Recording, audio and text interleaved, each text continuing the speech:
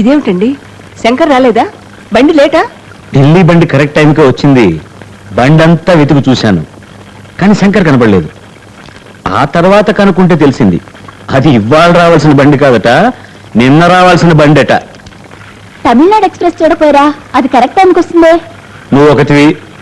GT express late మాత్రమే, కానీ Tamil Nadu express ఎక్కడుందో కూడా ఎవరికి తెలియదట. ఢిల్లీ నుంచి బయలుదేరింది, కానీ విజయవాడకు రాలేదు.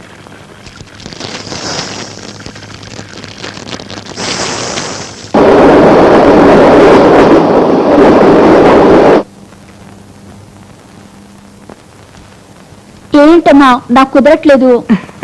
నేర్చుకుంది లేవే, తొందరపడకు.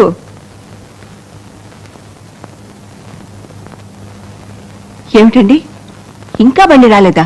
అన్ని బళ్ళు వచ్చాయి, కానీ శంకర్ మాత్రం కనపడలేదు. బాగా వెతికి చూసారా? ఢిల్లీ నుంచి ఒక గూడ్స్ బండి వచ్చింది, అది కూడా గాలించి చూశాను, శంకర్ కనపడలేదు. ఇంకేదైనా బండి వస్తుందేమో కనుక్కున్నారా? లక్ష్మి, స్టేషన్ మాస్టరే స్టేషన్ తాళం వేసుకుని ఇంటికి పోయాడు. ఇంకా నేను అక్కడే ఉంటే స్టేషన్ కు బాంబు పెట్టే కేసుని పోలీసులు అరెస్ట్ చేస్తారేమో నన్ను భయపడి ఇంటికి తిరిగి వచ్చేసాను.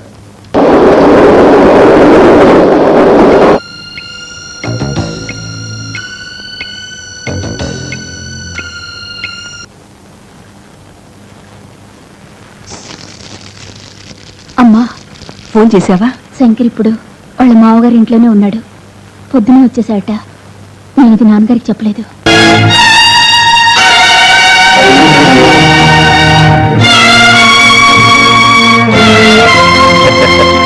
మొహమాట పడకుండా తినలుడు, అన్ని నీకోసం స్పెషల్ గా చేయించాను.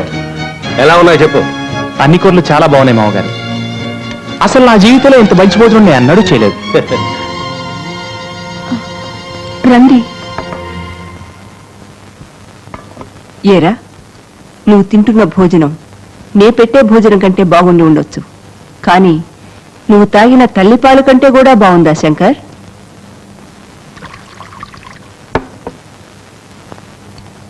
ఏమిటమ్మా మాటలు? నువ్వు ఊరు నుంచి దిగగానే రావాల్సింది ఎక్కడికి రా? ఇక్కడికా అక్కడికా? అలా బాధపడాలంటే నేను బాధపడచ్చు. నన్ను రిసీవ్ చేసుకోవడానికి కనీసం నాన్నైనా వచ్చారా? ఓహో, తండ్రి ఊరు నుంచి వస్తుంటే కొడుకు స్టేషన్కి వెళ్ళి ఎదురు చూడాలి, కానీ కొడుకు ఊరు నుంచి వస్తుంటే తండ్రి ఎదురెళ్లాల్సిన అవసరం లేదురా. అయినా నీ మీద ఉండే ప్రేమతో మీ నాన్నగారు స్టేషన్కి 2 సార్లు వెళ్ళొచ్చారురా. రైల్వే స్టేషన్ లో ఎదురు చూడటం నాన్న తప్పమ్మా. నేను వచ్చింది విమానంలో. కరెక్ట్ గా మామగారు ఎయిర్పోర్ట్ కారు పంపించారు, అందువల్ల ఇక్కడికి వచ్చాను.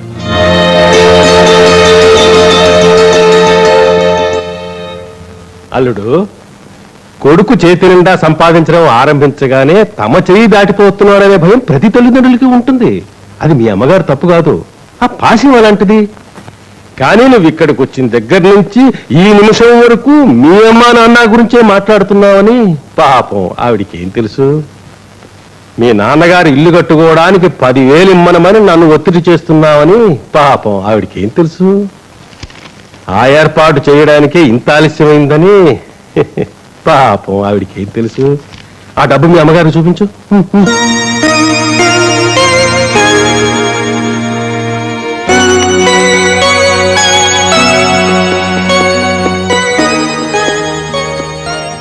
ఇదిగోనమ్మా, మా మామగారు నాన్న కోసం ఏర్పాటు చేసిన 10,000 పత్రం. ఇక నాన్న దీని మీద సంతకం చేయటమే తరువాయి.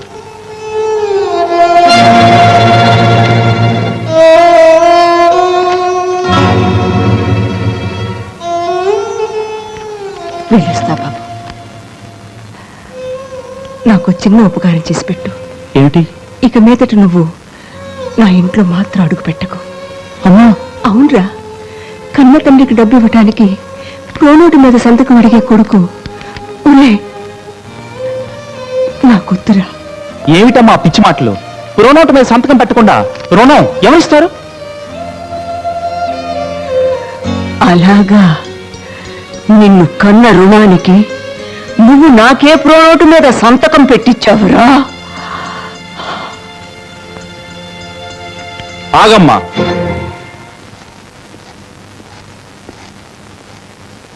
అంటే సంతకం పెట్టకుండానే డబ్బు ఇవ్వాలంటావా? లేదురా, నీ నాన్న కోసం ఆ సంతకం నువ్వే పెట్టేసి ఉండాలి అంటాను. అలాగా? ఇల్లు కట్టేది నాన్న నేనా? ఇంటావిడ దగ్గర వెనక ముందు ఆలోచించకుండా ఛాలెంజ్ చేసింది నాన్న నేనా? ఆయన గారి ముక్కోపం వలన ఏడాది పాటు పని పాట లేకుండా నానా పాటలు పడ్డాను. ఇప్పుడు మా మావగారి దయ వల్ల నాకు మంచి ఉద్యోగం దొరికింది. ఇకనైనా నన్ను ప్రశాంతంగా బ్రతకనివ్వండి.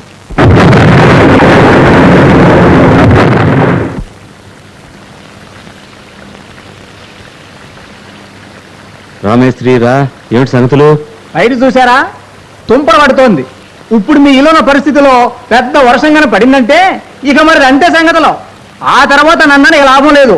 డబ్బులు చూసుకుని తొందరగా ఇల్లు పూర్తి చేసుకోండి అది చెప్పాలనే వచ్చాను.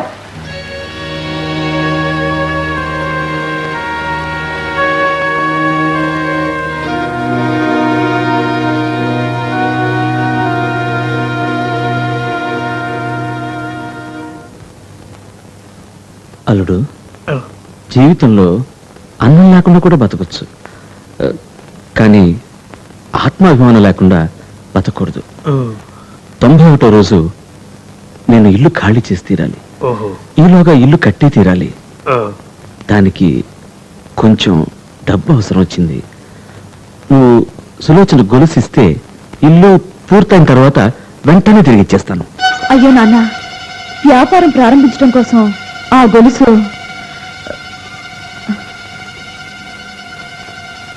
నిన్ననే తాగట్టు పెట్టాం.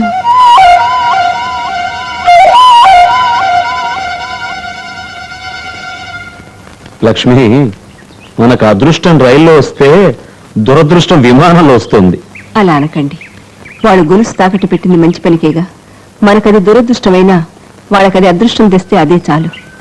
ఈ కథ నుంచి మన ఆంధ్రదేశం తెలుసుకోవాల్సిన నీతి ఏమిటో తెలుసా?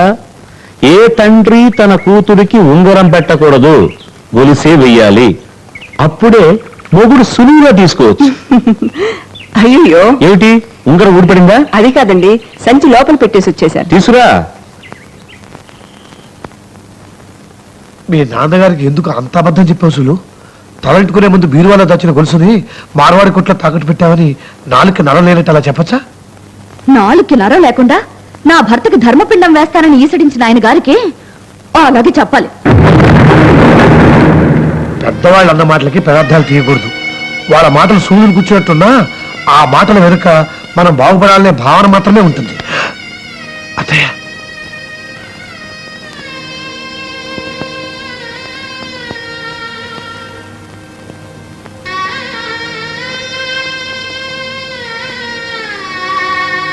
చూడమ్మా, నా కోపం నీ మీద కాదు, నీ మొగుడి మీద. నీ మొగుడు అన్నందుకు నువ్వింత ఏడుస్తున్నావే, అదే విధంగా ఆ రోజు నా మొగుడిని నీ మొగుడు అన్నందుకు నేనెంత ఏడ్చుంటానో నీ మొగుడికి తెలుసా? నువ్వు ఊరుకో సులు. చూడండి అత్తయ్య, మరి ఇక మీరేం చెప్పొద్దు అల్లుడు గారు. ఇక్కడికి రావటానికి ముందు మీ మామగారితో మన ఆత్మాభిమానం అల్లుడు గారి దగ్గర పోయినా పర్వాలేదు, ఇంటావిడ దగ్గర పోకూడదని చెప్పి తీసుకొచ్చాను. కానీ ఇప్పుడు వెళ్ళి చెప్పాలి. చూడండి, మీ ఆత్మాభిమానం ఇంటావిడ దగ్గర అమ్మేసినా పర్వాలేదు, నీ కూతురు దగ్గర మాత్రం తాకట్టు పెట్టొద్దు అని. అమ్మా, నువ్వు నన్ను అమ్మ అని పిలవటానికి ముందే ఆయన నా మొగుడే.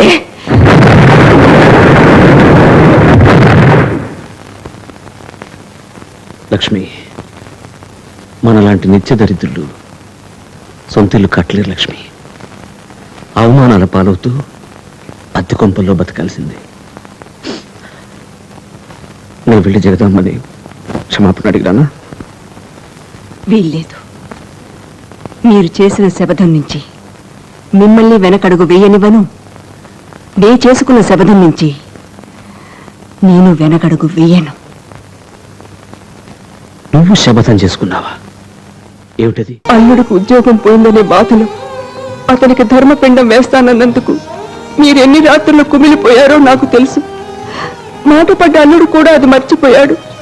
కానీ నా కూతురు ఆ మాట కడుపులో ఉంచుకుని బీరువాలో దాచిన గొలుసు తాకట్టు పెట్టావని అబద్ధం చెప్పి కన్న వాళ్ళనే మోసం చేసింది. ఆ సులోచన కళ్ళ ముందే నా భర్త ఇల్లు కట్టద్దా? నేనే స్వయంగా నా చేతులతో దానికి ఆహ్వాన పత్రిక ఇవ్వద్దా?